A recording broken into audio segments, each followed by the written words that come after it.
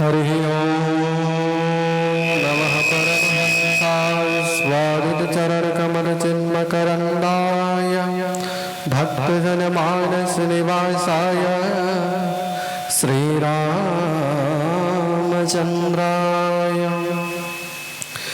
ध्येयं सदा परिभवग्नमभीष्टदोहं तीर्थास्पदं शिवगिरिञ्चिनुतं शरण्यं विद्यार्थिहं प्रणतपालभवाग्निपूतं वन्दे महापुरुषते चरणारविन्दं कृष्णं नारायणं वन्दे कृष्णं वन्दे व्रज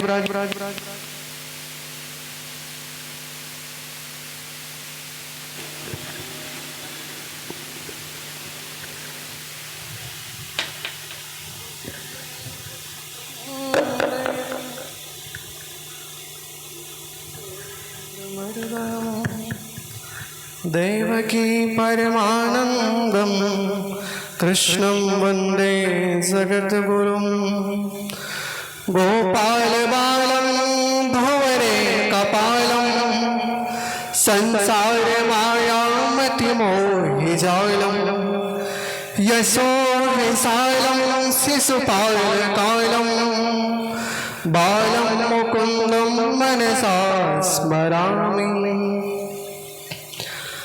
गुरुर्ब्रह्मा गुरुर्विष्णु गुरुर्देवो महेश्वरः गुरुर्साक्षात् परब्रह्म तस्मै श्री गुरुवे नमः। नारायणं नमस्कृत्य नरं चैव नरोत्तमं देवीं सरस्वतीं व्यासं ततो जयमुदीरये। जय जय श्री राधा रमण जय जय नवल किशोर जय गोपी चित चोर प्रभु जय जय माखन चोर। बोले वृंदावन बिहारी लाल की जय। श्रीमद् भागवत महापुराण की जय। सुखदेव जी महाराज की जय। परीक्षित जी महाराज की जय। परम मंगलमय अकारण करुणा वरदालय परमात्मा श्री कृष्णचंद्र की अहेतु की कृपा के फलस्वरूप दिव्य सत्संग का समायोजन और आज भागवतीय चर्चा के हम लोग 10वें दिन प्रवेश कर रहे हैं और जैसी भगवत इच्छा होगी उतना लीलाओं का वर्णन हम करेंगे जितना माधव चाहेंगे, क्योंकि भैया उनकी इच्छा के बिना तो पत्ता भी नहीं हिलता, तो हम क्या हिलेंगे। सुखदेव जी महाराज जन्मोत्सव का बड़ा सुंदर वर्णन करते हैं।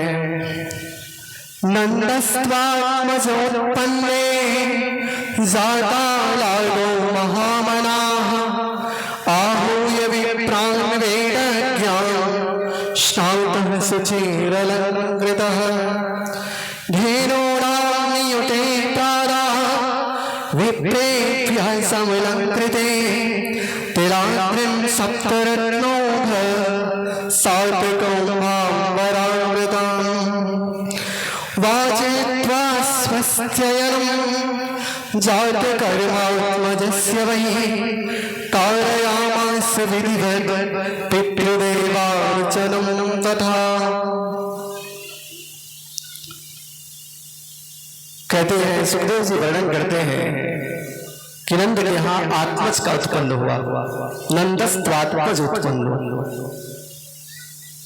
सुखदेव जी ने यहाँ पर आत्मज शब्द का प्रयोग किया है। कहीं से लाए किसी के पुत्र को हम आत्मज नहीं कर सकते।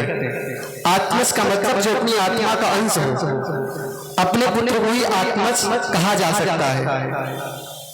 संतान शब्द का प्रयोग फिर भी हम कर सकते हैं, लेकिन ध्यान दीजिए यहाँ पर हम सुखदेव जी ने आत्मज आत्मज शब्द का प्रयोग किया है। इस पर गौड़ी संप्रदाय के आचार्य भाव देते हैं कि दो कृष्ण का प्रागट्य हुआ। एक तो वसुदेव के यहाँ प्रकट हुए और दूसरे गोकुल में भगवान का प्रागट्य हुआ। वसुदेव जी जैसे ही लेके आए तो दोनों कृष्ण मिलकर के एक हो गए। वसुदेव जी जैसे ही रखते हैं तो तभी इसका भाव पूरा होगा आत्मज शब्द का। तो नंद के यहाँ आत्मज का उत्पन्न हुआ, पुत्र का उत्पन्न हुआ और नंद बाबा जाता लाडू महामना। नंद बाबा बहुत महामना होकर के, महामना मतलब जिसका बहुत बड़ा मन हो, वही है महामना। नंद बाबा बहुत प्रसन्न हुए और सुंदर नंद बाबा ने स्नान किया यमुना जी में जाकर के और वेदक के ब्राह्मणों को बुलवा करके नंद बाबा ने सुंदर स्वस्तिवाचन का पाठ कराया है और अपने पुत्र का जात कर्म संस्कार कराया।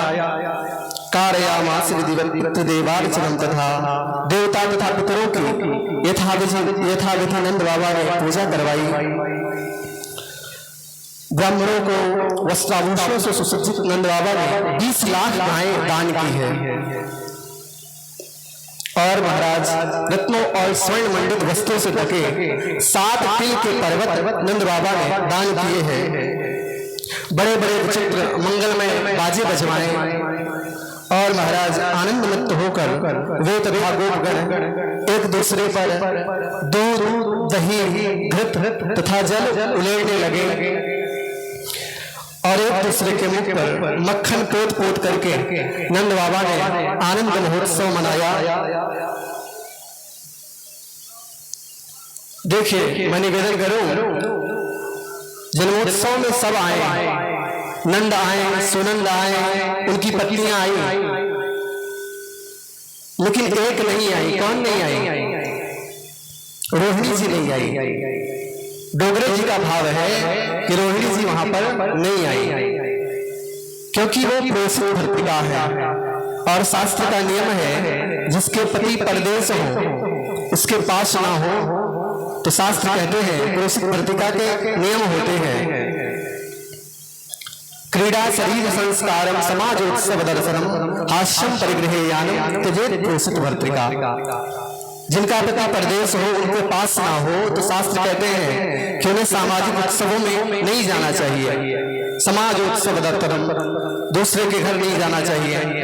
तो कहते हैं कि रोहिणी जी वहां पर नंदोत्सव में, जन्मोत्सव में नहीं गई। जब रोहिणी जी नहीं गई तो नंद बाबा जाते हैं रोहिणी जी के पास और कहते हैं कि आज हमारे यहाँ पत्थर पे दूब जमी है, इस वृद्धावस्था में पुत्र की प्राप्ति हुई है, इसलिए आप चलिए। रोहिणी जी कहती है कि हाँ अवश्य चलूंगी। तो आज पहली बार वसुदेव जी से अलग होने के बाद रोहिणी जी ने वस्त्र बदला है। नहीं तो उसी वस्त्र को धो करके, उसी साड़ी को धो करके रोहिणी जी पहन लेती हैं। नई साड़ी आज तक उन्होंने कभी नहीं पहनी, लेकिन आज सबसे पहले दिव्य वासा सुंदर वस्त्र धारण किए नए और कंठाभरण भूषिता दिव्य श्रृंगार करके रोहिणी जी पधारती हैं। बलराम जी महाराज 1 वर्ष के हो गए हैं, लेकिन बलराम जी ने अपनी आंखें नहीं खोली।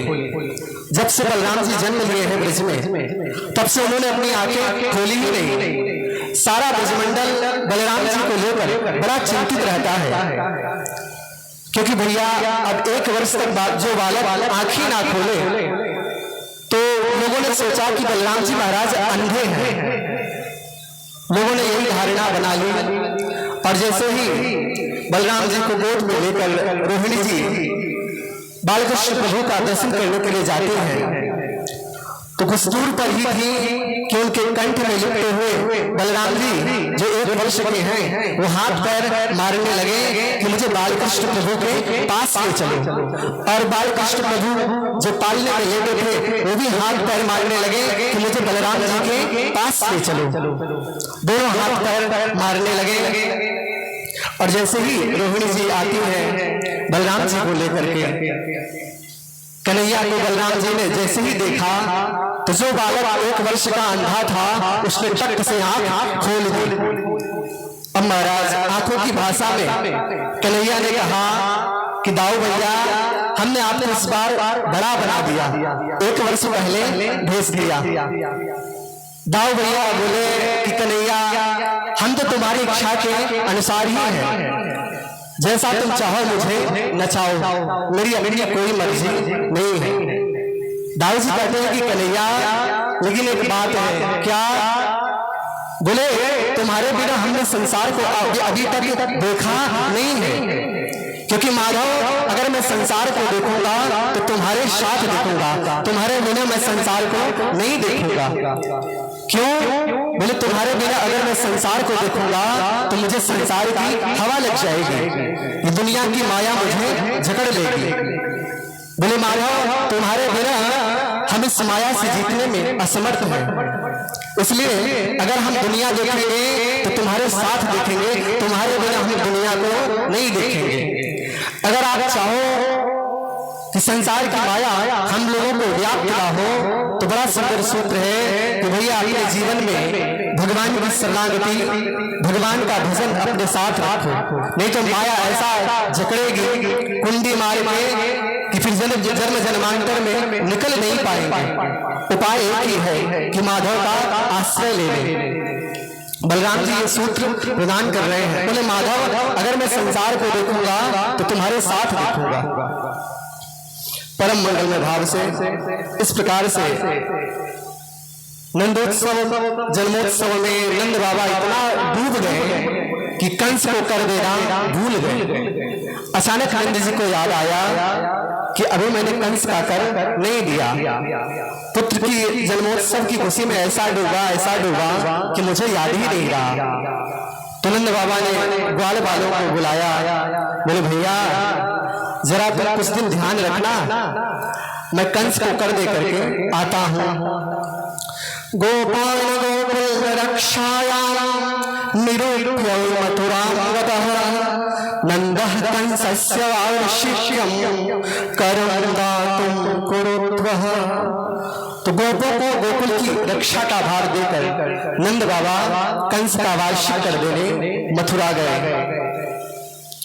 और महाराज जितना कर ले जाते थे नंद बाबा, उसका चौगुना कर ले गए, क्योंकि पुत्र की प्रसन्नता है, पुत्र हुआ है। अब कंस ने जब चौगुना कर देखा तो कंस मुस्कुराया। बोला नंद बाबा, क्या बात है? बोले महाराज, आपकी कृपा से हमारे यहाँ पुत्र का जन्म हुआ है।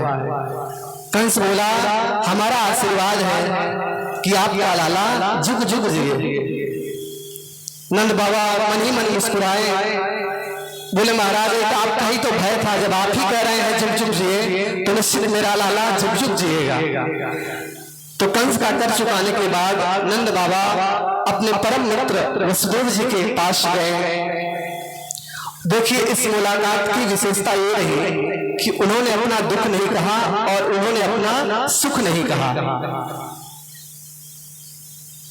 नंद बाबा कहते हैं कि अरे भैया वसुदेव, तुम्हारे तो 7 पुत्र हुए पर इस पापी कंस ने मार दिए, और एक कन्या हुई भैया, मैंने सुना कि वो तो आकाश में उड़ के चली गई।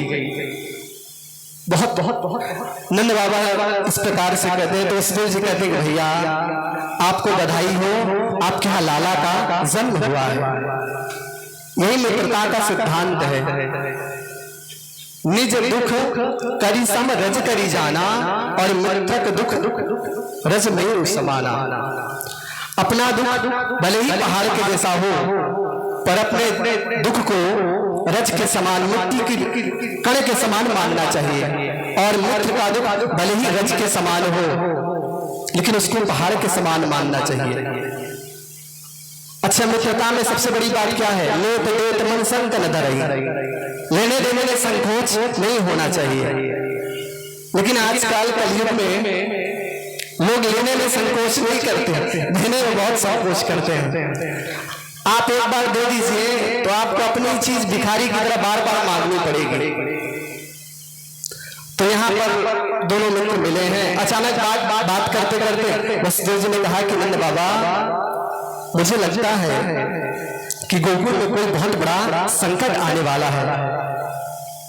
वसुदेव जी महाराज इतने सत्यवादी थे कि उनकी बात को नंद बाबा ने जान लिया कि इसमें कुछ न कुछ सच्चाई होगी। और नंद बाबा वहीं से नमस्कार करते हैं और अनेक उत्पात की आशंका से नंद बाबा हरिशरणम मंत्र का जाप करते गोकुल की ओर बढ़े।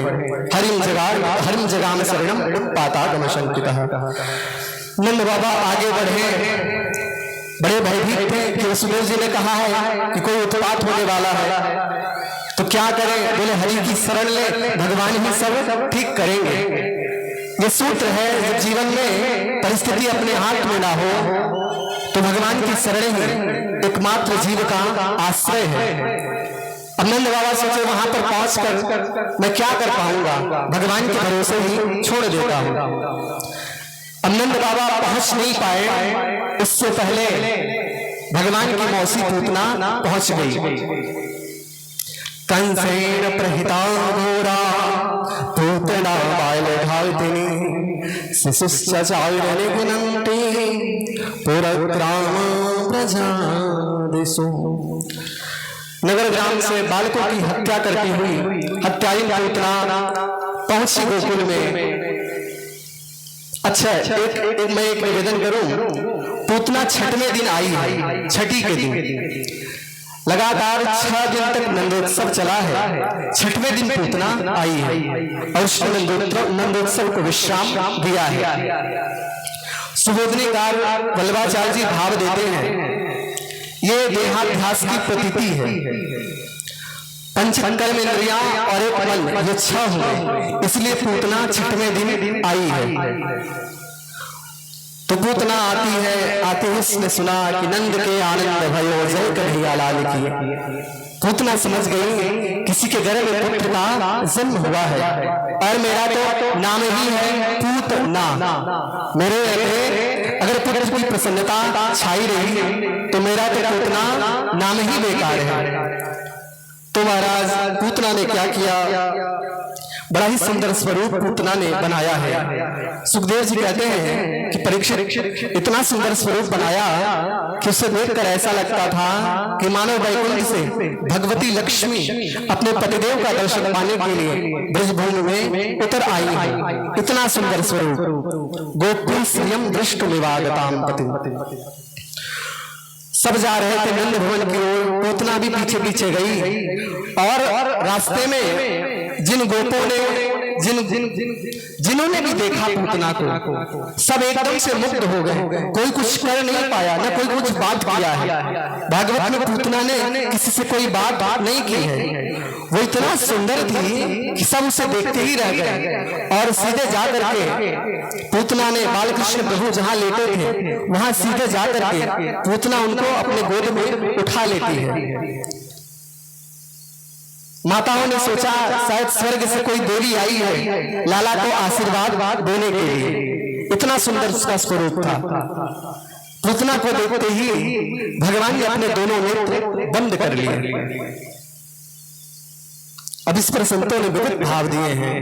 विबुद्धतां बालकुमारिकाग्रहं चराचरात्मा सन्मीलित क्षणः। देखिए, आध्यात्म की दृष्टि से पूतना है वासना और वासना का प्रवेश आंखों से ही होता है। अगर हम कोई गलत चीज नहीं देखेंगे, वासना का प्रवेश दो से होता है, या तो आंखों से या तो कानों से। भगवान ने विचार किया कि पूतना है वासना और वासना को नहीं देखना चाहिए, क्योंकि वेद भगवान कहते हैं भद्रम कर्णे विष्णुयाम देवा भद्रम पश्येमा छविर्ज जत्राः। हम अपने कानों से भद्र सुने और भद्र देखें। इसीलिए भगवान ने मानो अपने नेत्र बंद कर लिए। विविध भाव है। एक भाव तो ये है कि भगवान ने अपने नेत्रों से ही पूतना के प्राण हर लिए। भगवान ने ऐसे देखा और नेत्र बंद कर लिया, पूतना गई। एक भाव तो ये है, क्योंकि भीष्म अपनी स्तुति में कहते हैं कि प्रभु आपने तो अपनी आंखों से ही सबके प्राण हर लिए। तो भगवान की आंखों में ही बड़ा जादू है। अरे भैया, आंख की मरोड़ ही करोड़ बात कही गई। आंखों में बहुत शक्ति है। आंख जितनी बात करती है शायद वाणी उतना नहीं बोल सकती। इसलिए भगवान ने कहा कि भैया आंख बंद कर लो, कहीं कुछ गड़बड़ ना हो। कई भाव है इसके। कुछ संत कहते हैं कि भैया भगवान है मायाधीश और पूतना है मायावती। तो भगवान को लगा कि मेरी दृष्टि के सामने कोई माया टिक नहीं सकती, इसलिए मानो भगवान ने अपने नेत्र बंद कर लिए। भगवान विचार करते हैं अगर मैं इसको देखूंगा तो इसका असली स्वरूप प्रकट हो जाएगा और जो जन्मोत्सव मन रहा है उसमें बाधा पड़ेगी, इसलिए मानो भगवान ने अपने नेत्र बंद कर लिए। ये पूतना जो थी ये पूर्व जन्म में राजा बलि की पुत्री थी, रत्नमाला। जब वामन भगवान के तेजोमय स्वरूप को देखा, छोटे छोटे नन्हे नन्हे पांव, नन्हे नन्हे हाथ, तो देखते ही मुग्ध हो गई। इसके मन में ये भाव आया कि मेरा भी पुत्र ऐसा ही होना चाहिए, काश से मेरे पुत्र होते। पर भगवान जब बड़ों पास से बांध करके पटक दिए बलि को, तब इसे बड़ा क्रोध आया। तब इसने विचार किया ऐसे पुत्र को तो मार डालना चाहिए। तो भगवान ने इसके दोनों भाव आज पूरे किए। पूतना अस्त्रों में विष लगा करके आई। पूतना ने सामान्य बालक समझकर भगवान को उठा लिया। भगवान ने पहले विष का, फिर दूध का और फिर भगवान कृपा कर